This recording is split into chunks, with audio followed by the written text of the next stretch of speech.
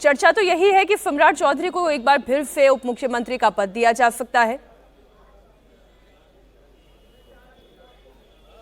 जी हाँ, इस बात की चर्चा है कि सम्राट चौधरी एक बार फिर से डिप्टी सीएम बनेंगे।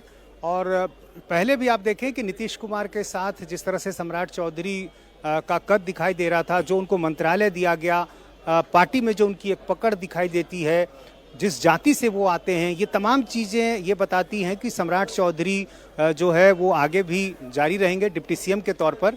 और चूंकि बिहार का जो जातीय समीकरण है उस लिहाज से भी आप देखें तो ये इस बात की संभावना पूरी लग रही है कि सम्राट चौधरी एक बार फिर से डिप्टी सीएम बनेंगे। 2 डिप्टी सीएम पिछली बार थे, इस बार भी 2 होंगे, लेकिन दूसरा चेहरा कौन होगा इसको लेकर अभी कोई जानकारी नहीं आई है। इसके अलावा स्पीकर कौन होगा, स्पीकर को लेकर भी कई तरह की चर्चाएं हैं। प्रेम कुमार जो हैं, जो गया जी विधानसभा से चुनाव जीत कर आए हैं, 9वीं बार जीते हैं, बिहार बीजेपी में एक रिकॉर्ड है उनका। और जाहिर है जितने वो सीनियर हैं, कई विभागों में मंत्री रह चुके हैं, तो ऐसे में उनके स्पीकर बनने की चर्चा इस बार ज़्यादा है और माना जा रहा है कि प्रेम कुमार स्पीकर होंगे। तो अब सबसे ज़्यादा चर्चा इसी बात की है कि आखिर डिप्टी सीएम कौन होगा, और इसी बात का इंतजार है जब आज विधायक दल की बैठक होगी, उसमें यह तय होगा।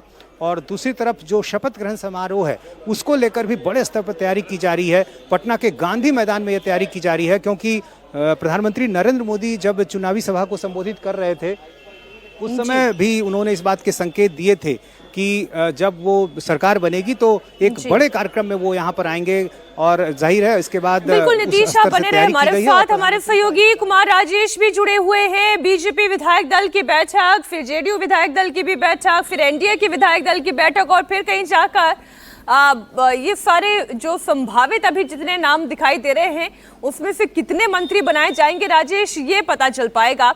लेकिन बीजेपी का एक काम करने का तौर तरीका है, एनडीए का काम करने का तौर तरीका है, खासतौर पर ये जो नरेंद्र मोदी वाली एनडीए है उसमें हम ये देखते हैं कि जब तक मंत्री पद की छाप ना लग जाए, ठप्पा ना लग जाए, तब तक नाम सामने नहीं आ पाते।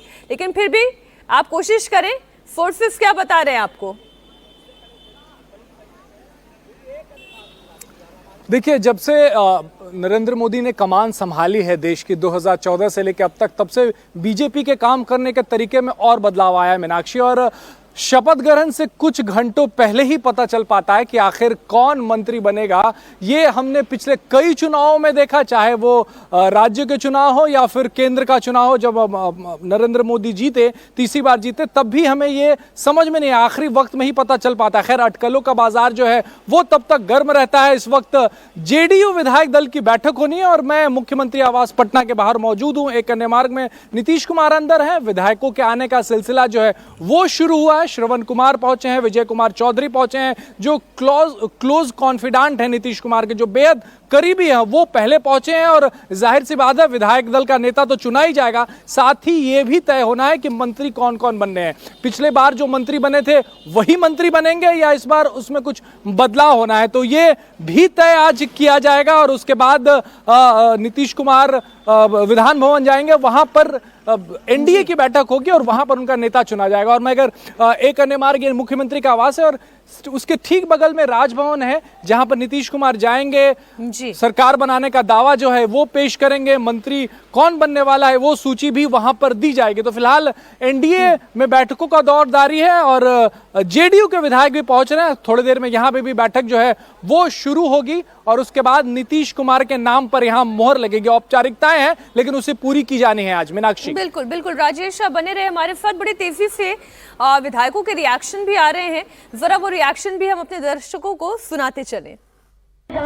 हमारे जो विधायक दल के नेता होंगे, शीर्ष नेतृत्व इन सारी चीज़ों को देख रहा है और हमारे जो नेता होंगे वो सर्वसम्मत से, नेतृत्व की सहमति से और हमारे नेता होंगे।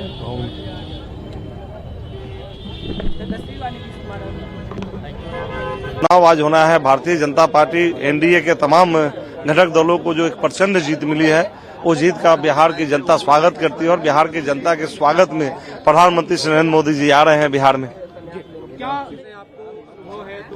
नहीं, फिर भी देखिए, मुझसे ज्यादा भी अनुभवी लोग हैं। सिस्टम में पार्ट होने से ही अनुभव ज्यादा होता है, ऐसे जरूरी नहीं है। आई बिलीव कि सभी का जब संकल्प क्लियर होता है तो वहां पे, और इतनी बड़ी पार्टी है, अनुभव होना ना होना is not a big thing.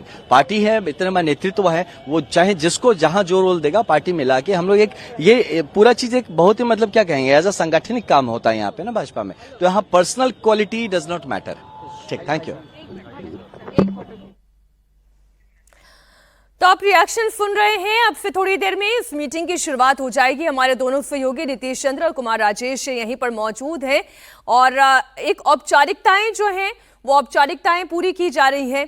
पहले बीजेपी विधायक दल की बैठक होगी, जितने भी जीते हुए यानी 89 विधायक जो हैं वो वहां पर तय करेंगे उनका नेतृत्व कौन करेगा, और उसके बाद फिर जेडीयू की अलग से विधायक दल की बैठक होगी और फिर कहीं जाकर एनडीए के विधायक दल की बैठक होगी और फिर उसमें नीतीश कुमार को बतौर मुख्यमंत्री तय किया जाएगा और फिर कहीं राजभवन जाकर अपना सरकार बनाने का दावा पेश करना। और फिर कल 20 तारीख है, आप जानते ही हैं, गांधी मैदान में बड़ी तैयारियां हैं। शपथ ग्रहण समारोह तो होगा ही, उसके साथ ही साथ शक्ति प्रदर्शन भी आपको एनडीए का दिखाई देगा।